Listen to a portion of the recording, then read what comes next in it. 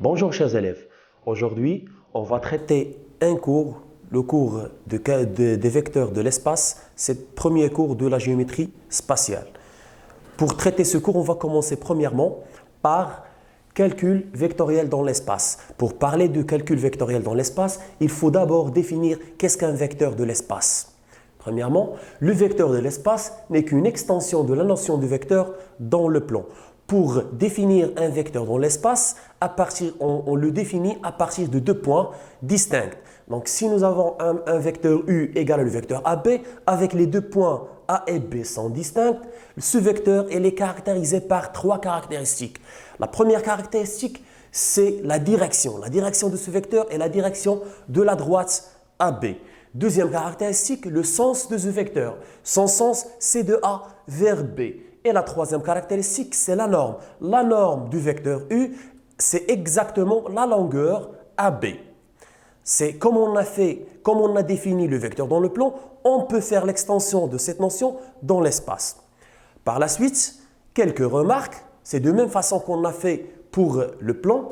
Pour tout point M de l'espace, le vecteur MM, c'est le vecteur nul et on note 0 vecteur.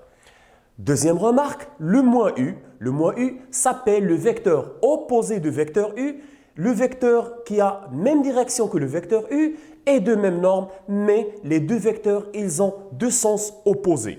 Pour troisième remarque, pour tout vecteur U de l'espace et pour tout point A de l'espace, il existe un seul et unique point M de l'espace tel que, qu'est-ce qu'il vérifie ceci? Il vérifie que AM égale à vecteur U. Vecteur AM égale vecteur U. Et la dernière remarque, si nous avons vecteur AB égale vecteur DC, ça signifie que le quadrilatère ABCD est un parallélogramme. Par la suite, on va passer vers somme de deux vecteurs. Soit U et V, deux vecteurs non nuls de l'espace. La somme de U et le V, c'est le vecteur U plus V, qui est construit à l'aide de l'une des propriétés suivantes, les deux propriétés que vous avez vues déjà. La première, c'est la relation de Charles. Si nous avons le vecteur U, c'est exactement vecteur AB, plus vecteur V, c'est vecteur BC. Dans ce cas, U plus V, c'est ce vecteur avec couleur noire, c'est le vecteur U plus V, à l'aide de relation de Charles pour premier cas. Deuxième cas, la somme des deux vecteurs U et V. Le vecteur U représente vecteur AC et le vecteur, le vecteur V, c'est exactement le vecteur AC et le vecteur U, c'est le vecteur AB. Voilà le vecteur somme, U plus V, c'est le vecteur diagonal. De telle façon, le quadrilatère ACDB est un parallélogramme. Voilà la propriété du parallélogramme. Par la suite, on va passer à un exemple. On va passer à un exemple pour bien comprendre ceci. ABCDEFGH est un cube. ABCD, voilà. ABCDEFGH est un cube. Parce qu'on parle de trois dimensions. On parle de la géométrie dans l'espace. Donc, on a BC égale EH. Le vecteur BC, voilà, en rouge, vecteur BC égale vecteur EH. Pourquoi? Parce que nous avons BC égale à FG comme vecteur et vecteur FG égale vecteur EH, ce que ça donne que vecteur BC égale vecteur EH. Puisque nous avons vecteur BC égale vecteur EH, donc le quadrilatère EHCB, c'est en rouge, si vous constatez, ce quadrilatère est un parallélogramme. Donc BCHE est un parallélogramme. Ce que ça donne, alors CH égale à BE. Puisque ce quadrilatère en rouge est parallélogramme, ce que ça donne, vecteur CH égale à vecteur BE. Par la suite, ce que ça va donner, AB plus CH, ce vecteur AB plus vecteur CH, qu'est-ce que égale? Égale AB plus BE, puisque le vecteur CH égale exactement le vecteur BE. donc AB vecteur avec la couleur bleue, plus vecteur avec couleur rouge, BE, que ça donne le troisième vecteur somme, c'est vecteur AE, à l'aide de relations de Chasles. Deuxièmement, deuxième exemple, on a le vecteur AB égale à HG. Le vecteur AB, il est en bleu, égale le vecteur HG encore en bleu. Pourquoi? Parce que nous avons le vecteur AB égale vecteur EF et par la suite nous avons vecteur EF égale encore le vecteur HG, ce que ça va donner que AB égale HG. Puisque AB égale à HG, donc le quadrilatère qui est en bleu HGBA est un parallélogramme. Ce que ça donne par la suite, alors le AB, vecteur AB plus vecteur AH, vecteur AB en bleu plus vecteur AH égale le vecteur somme AG. C'est le vecteur somme AG. C'est celui-ci, AG. Donc, à l'aide de règles du parallélogramme. On va passer vers autre partie. Ou bien, avant de passer vers votre autre partie, on va passer à une application pour bien comprendre. Donc, que dit l'application? Soit ABCD un tétraèdre, construire le point M tel que le vecteur AM égale vecteur BC. Deuxièmement, montrer que BA égale CM. Premièrement, il faut une figure. Donc, on va voir, celle-là, la figure, c'est le tétraèdre. Tétraèdre ABCD. Le tétraèdre, c'est de la famille des pyramides, mais avec base sous forme d'un triangle. Et là, 4 surfaces. Voilà la première surface, la deuxième surface, la troisième surface, c'est la surface cachée et la quatrième, c'est la base. Donc, à l'aide de cette figure, on va travailler sur la question BA. On va montrer BA égale CM. Donc, on va essayer de traiter. Avant de voir la solution, vous essayez de stopper la vidéo et vous essayez vous-même de répondre à cette question. Par la suite, on va traiter sur tableau. Donc, essayons de traiter ça. Application.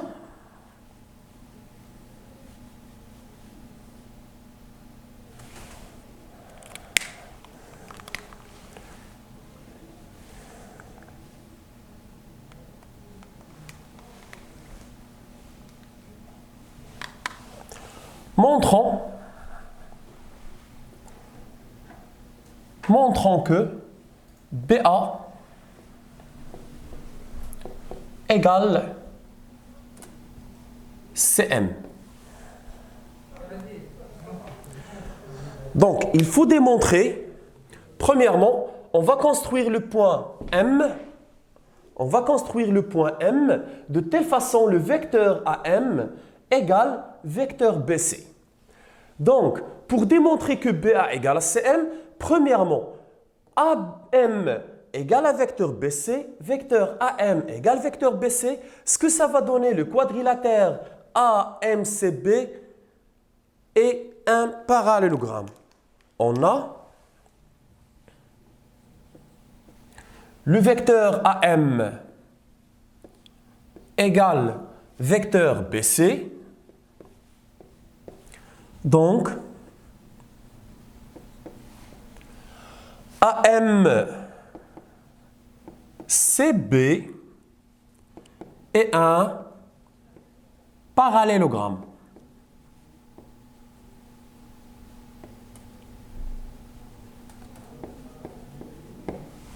Puisque AM égale à BC, donc le quadrilatère est un parallélogramme.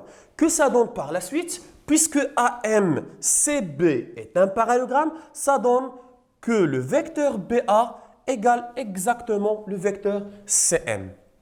Alors, le vecteur BA égale le vecteur CM. Et voilà, on a pu atteindre ce qu'on veut. Passons vers autre partie.